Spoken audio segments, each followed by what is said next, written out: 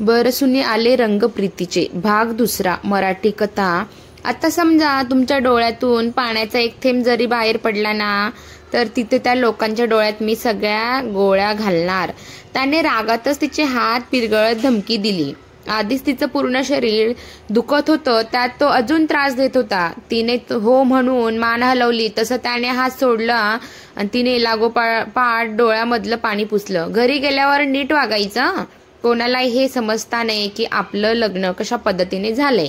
आपण court marriage केले असंच सांगायचं, आपण कोर्ट मॅरेज केले असंच सांगायचं, समजलं ना? तर याचा पुन्हा आवाज आला। तिने मान हलवली, तोंडाने बोल। त्याचा आवाज वाढला। हो। तिने हळू आवाजात कसं बसं तोंड उघडलं। पूर्ण अंग थरथर कापत होतं। गाडी अग्निहोत्री मेन्शनकडे थांबली। तो लागोपाठोपाठ एका बाजूने उतरला। तिला गाडीचा दरवाजा कसा उघडायचा समजत नव्हतं। उगीच तिने हात लावला आणि काही झालं तर? ती विचारात असताना दरवाजा उघडला गेला आणि त्याचा भारदस्त हात तिच्या समोर आला। ती डोळे किलकिले करत फक्त त्या हातांकडे बघत होती। त्याच्या चेहऱ्याकडे बघण्याची तर तिच्यात हिंमत नव्हती। हात दे, त्याचा हळू पण रागीट आवाज। हात दे, हळू आवाजात रागीटपणे पण हळू आवाज आला आणि पटकन तिने त्याच्या हातावर हात ठेवला। त्याने लागोपाठ तिचा हात आवळला आणि जवळ जवळ खेचत तिला बाहेर ओढलं। चेहऱ्यावर स्माईल ठेव, त्याचा पुन्हा आवाज आला। चेहऱ्यावर स्माईल ठेव, पुन्हा आवाज आला आणि तिने कसे बसे ओढून ताणून ओठ रुंदावले। ओ माय गॉड भाई, काय दिसतंय वहिनी? सृष्टी प्रणिती बाळापुढे, समोरून आवाज आला, तो पण ओळखीचा। तिने लागोपाठ मान वर केली। मॉम, काय आहे हे बघ आता लग्न झालंय ना, मग मला जाऊ दे। ऋग्वेदचा आवाज आला तसं तिने पुन्हा मान खाली घातली। थांब रे, असंच कसं घरात घेऊ, आधी आरती तर करू दे। त्यांनी दोघांनाही ओवाळे, नंतर माप ओलांडून ती आत आली। भिंतीवर तिच्या हाताचे ठसे घेतले। तो रागाने खदखदत होता। एकतर सकाळपासून एवढी धावपळ झाली होती आणि आता हा सगळा टाइमपास। चला या आत। मॉम, तिची नजर खालीच होती, पण चालताना तिला जाणवत होतं हे घर केवढं मोठं आहे, अगदी एका राजमहालांसारखं, जसं तिने फक्त मूवीमध्ये बघितलेलं। सगळेच हॉलमध्ये गप्पा मारत बसले होते। ऋग्वेद मात्र लागोपाठ ताड पावले टाकत त्याच्या बेडरूम मध्ये गेला। प्रणिती अंग चोरून बसली होती।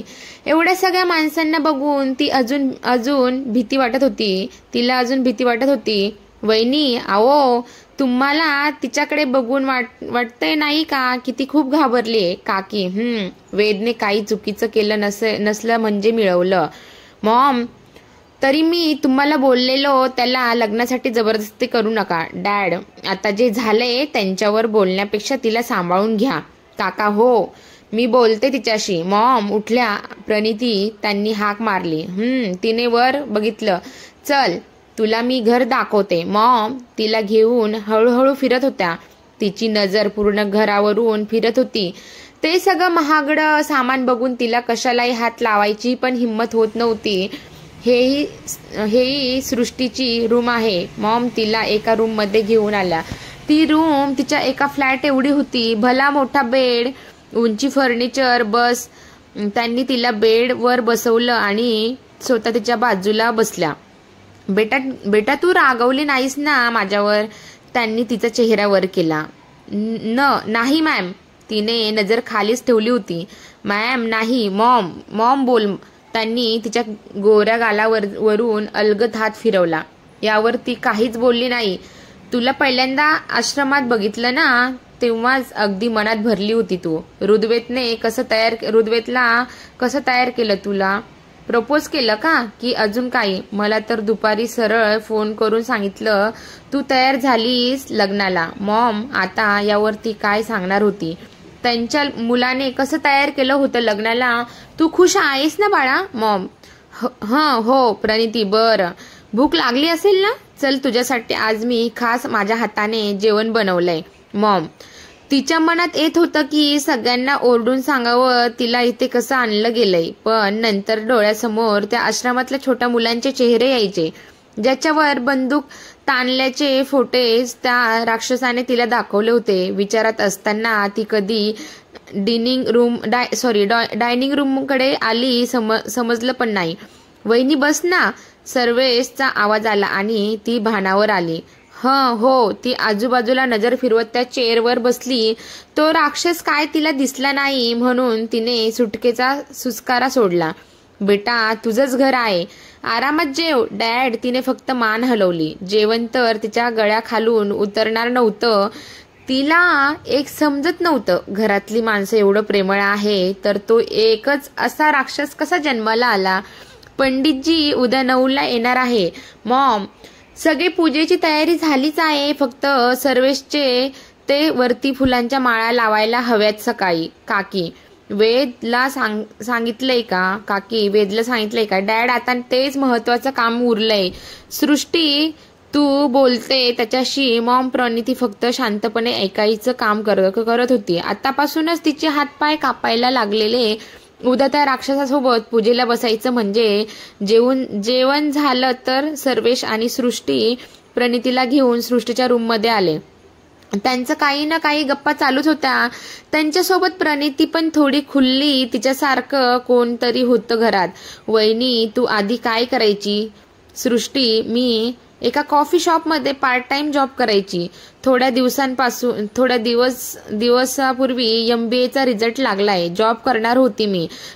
प्रणितीचा आवाज खालावला. करणार होते म्हणजे सर्वेश आता कसं? म्हणजे ते प्रणितीला समजेना. वहिनी, तू कॉलेजला टॉप केलंय. यू नो, तू आपल्याच कंपनीत जॉब कर आणि आम्हाला दोघांना पण काहीतरी शिकव. सृष्टी, हो, आम्ही ना खालून पहिले येतो. सर्वेश, आम्ही काय? तू? सृष्टीने त्याच्या पाठीत मारलं. अरे, किती मस्करी करताय. चल झोपा आता, उद्या पुन्हा लवकर उठायचंय. मॉम, मी चाललो. Good night. सर्वेश त्यांना बाय करत त्यांच्या रूममध्ये गेला. बेटा, लग्न झालंय याचा अर्थ असं नाही तुझं सगळं आयुष्य बदललंय.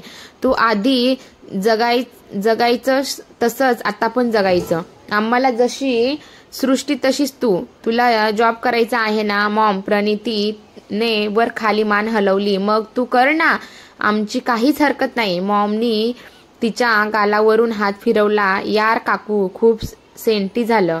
चल आता आम्हाला झोपू दे. सृष्टी नाटकी. मॉमने तिच्या डोक्यावर टपली मारली. चला झोपा आता. आणि सृष्टी, आजचा दिवस प्रणितीला तुझा नाईट ड्रेस दे. उद्या मी वॉर्डरोब अरेंज करते. मॉम, हो. सृष्टीने मान हलवली. मॉम गेल्या तसं प्रणितीने चेंज केला आणि ती बेडवर एका बाजूला झोपली. त्याला रूमचा दरवाजा उघडण्याचा आवाज आला. मॉम, झोपली नाही अजून? ऋग्वेद, तुला कसं समजलं मी आहे? मॉम, आता माझ्या रूममध्ये तू सोडून कोण येणार दुसरं?